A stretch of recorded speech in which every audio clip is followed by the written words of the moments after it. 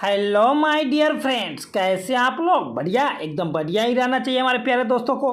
आज जो है मैं लाया हूँ आप लोगों के लिए सोशल साइंस यानी कि हिस्ट्री से हिंद चीन में राष्ट्रवादी आंदोलन। तो आज की क्लास में आप लोग को बहुत ही मज़ा आने वाला है। और ये देख रहे हैं आप लोग 2012 के सी में 15-19 में मतलब ये पूछा गया है। तो आप लोगों को कैसा कैसा ऑब्जेक्टिव पूछा जाता है, कौन सा चैप्टर से कितना नंबर का पूछा जाता है, वो पूरा आप लोगों को इसी में पता चल जाएगा। तो चलिए फटाफट हम लोग स्टार्ट कर देते हैं। अगर आप लोग नए नए हो तो सब्सक्राइब करके बेल आइकन प्रेस कर लेंगे। और आप लोगों को मॉडल पेपर जो है अभी लगातार एकदम डाला जा रहा है मेरे भाई। ये क्लास 10th वालों के लिए बहुत ही इंपॉर्टेंट है। एक और बात मैं कहना चाहता हूँ, जो हमारे जो ऑल लेवल का भी जो स्टूडेंट है, जो 10th के अलावा भी है, वो भी देखेंगे तो उन्हें भी बेनिफिट करेगा। लेकिन ये क्लास 10th के लिए बहुत ही स्पेशल है। एक में क्या करा कि हिंद चीन क्षेत्र में कौन से देश आते हैं। तो जब भी हिंद चीन क्षेत्र कहे तो उसमें चीन कभी भी नहीं आएगा। तो उसमें कौन आता है? तो कंबोडिया, वियतनाम और लाओस। कंबोडिया, वियतनाम और लाओस। कैसे याद रखेगा? कहाँ बीत लाओ, ठीक है, कहाँ बीतैलो, कहाँ बीतैलो याद रखेगा। तो कंबोडिया, वियतनाम, लाओस, ठीक है, याद रखेगा। हिंद चीन है लेकिन उनमें ना हिंदुस्तान होगा ना चीन होगा, याद रखिएगा। अंकोर वाट का मंदिर कहाँ स्थित है? ये देखिए 2012 के ए सी 15 में फिर 19 में पूछ दिया यही ऑब्जेक्टिव। तो अंकोर वाट का मंदिर कहाँ है स्थित? तो कंबोडिया में है। कहाँ है? कंबोडिया में है। आगे की ओर बढ़ते हैं 3 नंबर में, हिंद चीन पहुँचने वाले प्रथम व्यापारी कौन थे? देखिए ये पूछा हुआ है कब कब, 2016, 18 और 20 में पूछा है। आगे भी पूछने की संभावना है 2022 में। 16 के बाद 18 में, 18 के बाद 20 में, 20 के बाद कब पूछेगा? तो 22 में, याद रखिएगा। तो हिंद चीन पहुंचने वाले प्रथम व्यापारी कौन थे? तो वो थे आप लोगों को, कौन थे? तो पुर्तगाल, याद रखिएगा, पुर्तगाली। आगे क्या कर रहा है देखिए 2021 के ए में पूछ दिया है, हिंद चीन में बसने वाले फ्रांसीसी कहे जाते थे।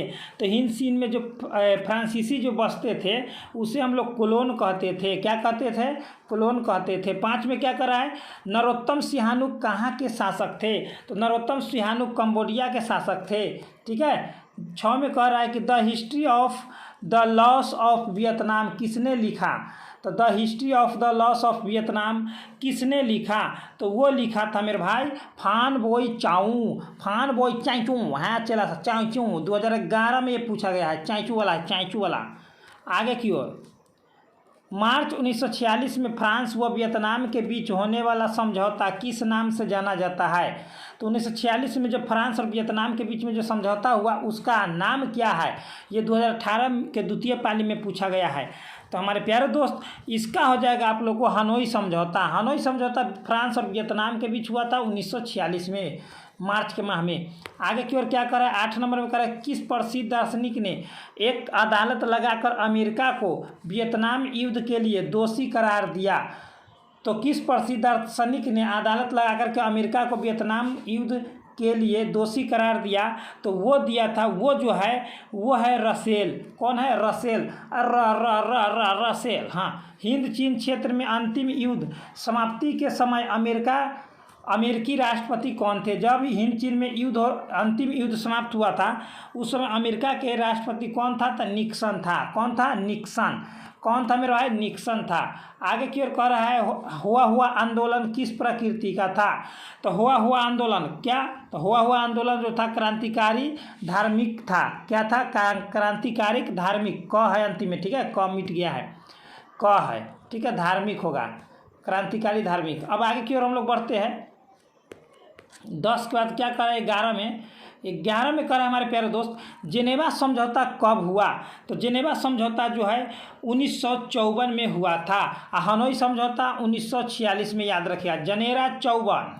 चलिए, वियतनाम का एकीकरण कब पूर्ण हुआ? तो वियतनाम का एकीकरण जो 1975 में पूरा हुआ। कब हुआ? 1975 में। और एक और बात याद रखिएगा आप लोग को, ऐसे तो अभी नहीं आएगा इसमें, लेकिन याद रखना है आप लोगों को, 1971 में बांग्लादेश आज़ाद हुआ था। तो पाकिस्तान का दिल जो है टूट के टूट गया। हाँ। अनामी दल के संस्थापक कौन थे? अनामी दल के संस्थापक कौन थे? तो वो थे जोंगवेन आई थे। अनामी दल के संस्थापक कौन थे? तो जोंगवेन आई अनामी। DN-BN फूके युद्ध में कौन बुरी तरह हार गया? DN-BN फूके, DN-BN फूके, ये जो युद्ध था इसमें बुरी तरह से कौन हारा? तो DN-BN फूके में जो है ये फ्रांस जो है बहुत बुरी तरह से हारा था। चलिए आगे की ओर हम लोग चलते हैं। 15 नंबर में क्रांतिकारी संगठन दुई तान हुई के नेता कौन थे? तो दुई तान हुई के थे, कौन नेता थे? कुआंग दे। तो याद रखिएगा, दुई तान हुई तो कुआंग दुई दे, ठीक है, कुआंग दे। चलिए आप लोगों के लिए मैं पूरा एकदम इम्पोर्टेंट ऑब्जेक्टिव लेकर आया हूँ, ठीक है। आप लोग को दिख रहा होगा कब कहाँ हुआ था। तो जापान ने हिंद चीन पर कब अधिकार जमा लिया? तो जापान जो है हिंद चीन पर कब अधिकार जमा लिया सो पूछ रहा है। तो वो जो अधिकार अपनाया था 1940 में। तब ना जो अमेरिका जो जब ना तब जाकर जापान पर मार दिया, एक बार नागासाकी पर, फिर एक बार मार दिया हिरोशिमा पर बम मार दिया, परमाणु बम। हाँ, स्कॉलर विद्रोह कब हुआ? स्कॉलर विद्रोह आप लोग को पता होगा कि 1968 में हुआ था स्कॉलर विद्रोह। आगे कह रहा है वियतनाम में टोकिन फ्री स्कूल की स्थापना कब हुई? तो वियतनाम में टोकिन फ्री स्कूल की स्थापना कब हुई? तो वो हुआ था 1907 में, और अपना देश में 1907 में सूरत अधिवेशन हुआ था। स्कॉलर विद्रोह का है तो 68, टोकिन फ्री स्कूल का है तो 1907। वियतनाम युद्ध की समाप्ति किस अमेरिकी राष्ट्रपति के समय में हुआ था? तो वियतनाम युद्ध की समाप्ति जो है निक्सने के समय में हुआ था, ठीक है। चलिए आगे की ओर। 20 में क्या कह रहा है कि हो ची मिन्ह का शाब्दिक अर्थ क्या है? तो हो ची मिन्ह का शाब्दिक अर्थ होता है पथ प्रदर्शक। पथ प्रदर्शक क्या है? पथ प्रदर्शक। 21 में क्या कर रहा है कि वियतनाम लोकतांत्रिक गणराज्य की स्थापना किस वर्ष हुई? तो वियतनाम लोकतांत्रिक गणराज्य की स्थापना जो है कब हुई? तो 1945 में हुआ। कब हुआ? 1945 में हुआ। उसके बाद क्या कर रहा है हमारे प्यारे दोस्त, अंकोर वाट के मंदिर का निर्माण किसने करवाया? 2019 में पूछ चुका है ए में, ठीक है, प्रथम पाली में। तो अंकोर वाट के मंदिर का निर्माण किसने करवाया? तो याद रखना है, सबसे आसान और सबसे बढ़िया क्वेश्चन, बहुत इम्पोर्टेंट, सूर्यवर्मन द्वितीय, ठीक है। आगे कह रहा है कि लाल खमेर सेना किसकी थी? तो लाल खमेर सेना जो था सिहानुक की थी, याद रखिएगा। 24 में कह रहा है कि वियतनाम में टोकिन फ्री स्कूल किस उद्देश्य से स्थापित किया गया? तो वियतनाम में टोकिन फ्री स्कूल जो है किस उद्देश्य से स्थापित किया गया? तो पश्चिमी शिक्षा देने के लिए। आगे की ओर हम लोग बढ़ते हैं।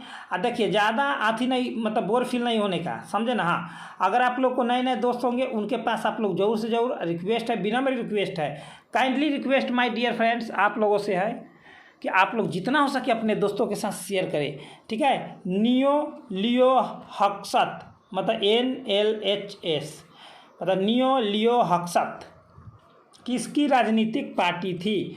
तो ये जो है किसकी राजनीतिक पार्टी थी? तो वो था पाथेट लाओ की। चलिए आगे की ओर हम लोग बढ़ते हैं। 26 में कह रहा है कि वियतनाम में स्कॉलर्स रिवोल्ट किसके विरुद्ध हुआ था? तो वियतनाम में स्कॉलर्स रिवोल्ट जो है किसके विरुद्ध हुआ था? तो वो हुआ था ईसाईयत के विरुद्ध। 27 में क्या कर रहा है हमारे प्यारे दोस्त, किस राष्ट्रपति के शासनकाल में अमेरिका ने वियतनाम युद्ध में पहली बार भाग लिया? तो अमेरिका जो है पहली बार किस राष्ट्रपति के शासनकाल में लिया था? तो वो आप लोग जानते ही हैं, और मैं बार मैं बता देता हूँ एक बार और, कैनेडी के शासनकाल में सबसे पहले ये जो है लिया था, और निक्सन के समय में ख़त्म हुआ था, ठीक है। चलिए आगे की ओर। तो संयुक्त वियतनाम का गठन किस वर्ष हुआ? तो संयुक्त वियतनाम का गठन जो है 1975 में हुआ था। कब हुआ था? 1975 में हुआ था। 29 में करा हुआ, ठीक है, हुआ यहाँ पर हुआ ही होगा। हुआ आंदोलन का प्रणेता कौन था, मतलब कि इसका नेता कौन था? तो हुई फूसो, क्या था? हुई फूसो, ठीक है। चलिए 29 के बाद हम लोग चलते हैं 30 में।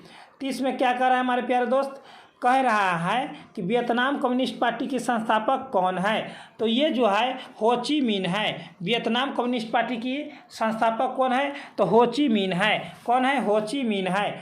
आगे क्या करा 31 में कि फान चू त्रि किसमें विश्वास रखते थे।